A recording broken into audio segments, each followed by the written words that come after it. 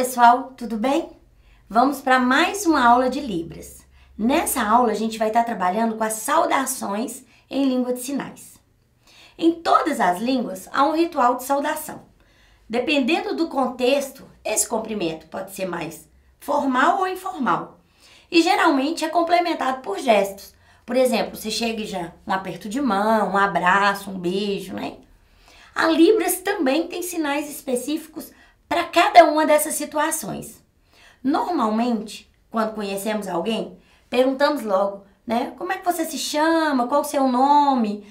Para que todas as vezes que nos referirmos àquela pessoa, nós teremos um código, um signo, né? Que a representa, que é o nome.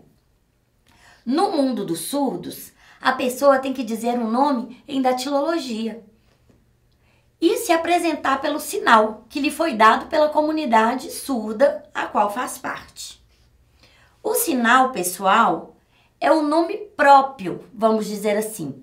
Costuma-se dizer que trata de um nome visual, uma espécie de batismo para dar início à participação dessa pessoa dentro da comunidade surda. O nome visual se trata de uma marca da pessoa.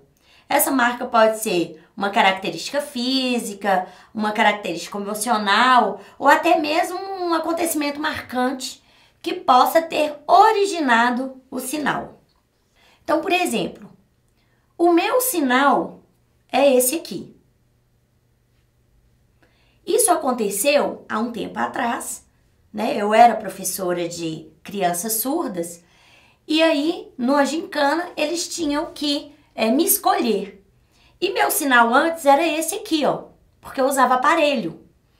Então, estavam todos assim, no mesmo nível, né?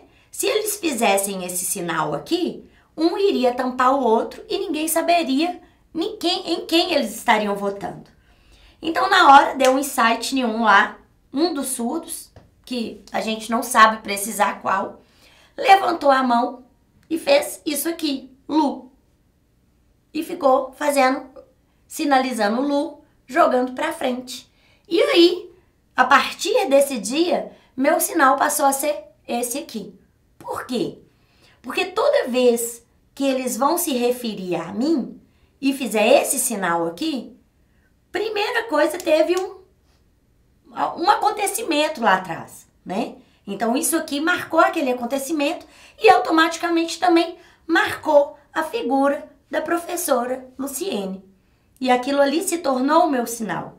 Então, o sinal, ele pode ser uma característica física, tipo assim, uma pessoa que tem uma deficiência na perna, né? Que vai caminhar fazendo dessa forma. Ou uma pessoa que tem uma pinta bem marcante no rosto, tem uma forma de passar a mão no cabelo, de amarrar o cabelo. Então, vai ser alguma coisa que caracteriza ela também fisicamente, né? Pode ser também alguma coisa que a caracteriza dessa forma. Ou pode ser também uma característica emocional. Por exemplo, que a pessoa fica sempre muito séria, ou então é muito risonha, né? Sempre com um sorriso aberto, né? Uma pessoa que conta muita piada. Então, esse sinal é dado pela comunidade surda. E muitas vezes a gente entra em contato com o surdo, logo de primeira já fala assim, me dá um sinal, qual que é meu sinal? E esse sinal, ele leva um tempo para ser dado para essa pessoa. Porque pode ser que ele te dê um sinal ali que depois esse sinal não vai pegar, né? Então, naquele dia, você estava com o cabelo preso. Então, ele te dá esse sinal aqui, nunca mais você usou o cabelo preso. Então, desconfigurou. Então, esse sinal é dado a partir do momento que você entra em contato com a comunidade surda, que ele precisa falar de você, e aí toda vez que ele vai falar Luciene, ele não vai soletrar seu nome. Ele vai te dar aquele sinal que foi aquela característica que eles perceberam, né, mais marcante em você. Então, pode ser que eu me chame Luciene, uma outra pessoa tenha o mesmo nome que o meu, mas vai ter um sinal totalmente diferente. Porque esse sinal é um sinal visual, é um sinal que vai estar marcando duas pessoas que são visualmente diferentes, né? Então não significa que eu chamo Luciene, que todas as pessoas com esse nome terão o mesmo sinal que é o meu, ok? Quando a pessoa não tem um sinal, ela usa o alfabeto manual, como a datilologia, em libras para se apresentar. Então, por exemplo, se ela não tem um sinal, ela vai se apresentar, vai escrever o nome dela. E eu gostaria agora de simular um pequeno diálogo. Eu vou pedir ajuda para o meu amigo Jonathan, que é intérprete de Libras aqui do SEAD, para a gente poder conversar aqui um pouquinho, né? Para que vocês possam compreender como é que dá esse diálogo em Libras, como é que a gente conversa em língua de sinais, ok?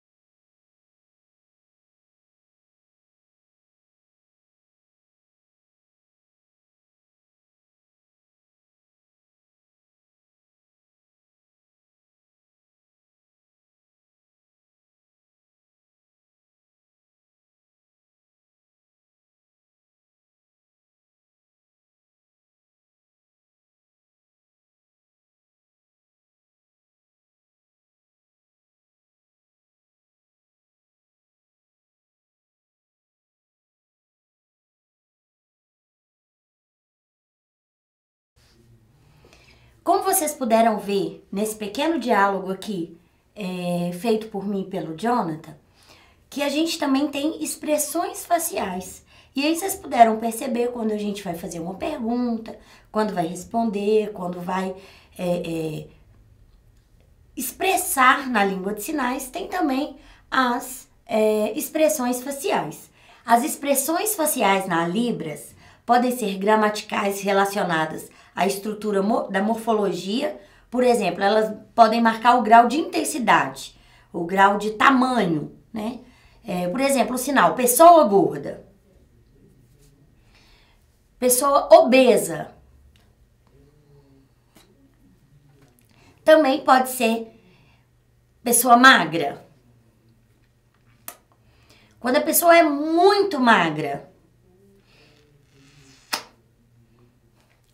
Também tem a sintaxe, de negação, a interrogação, a ênfase que é dada à frase. Então, a frase, ela pode ser marcada por pontuações diferentes. E a expressão facial e corporal é que vai dar essa diferença, né? Que vai marcar essa diferença na frase. Então, a mesma frase, ela, dependendo da expressão facial, que ela vai mostrar se é uma frase interrogativa, exclamativa, afirmativa. Por exemplo, na frase "você tem namorado", será marcada com pontuações diferentes. E eu quero que vocês percebam a minha expressão para ver se vocês conseguem perceber se a frase é interrogativa, exclamativa ou afirmativa, ok? Vamos lá. A frase é: você tem namorado.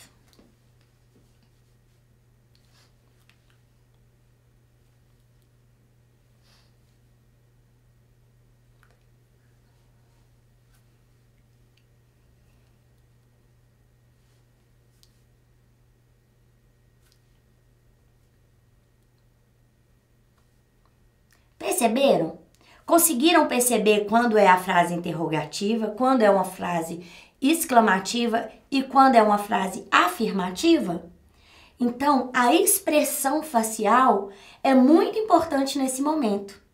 voltem um pouquinho à aula de vocês, percebam esse diálogo que houve entre eu e o Jonathan e percebam a marcação também das expressões.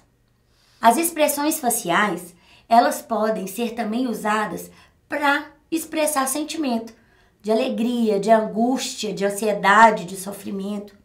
Então, por exemplo, os sinais como triste e feliz precisam ser marcados por expressões, senão eles perdem o significado, pois ninguém vai dizer que está feliz com essa cara. Ou que está triste assim. Não é mesmo? Então, se você vai fazer o sinal de triste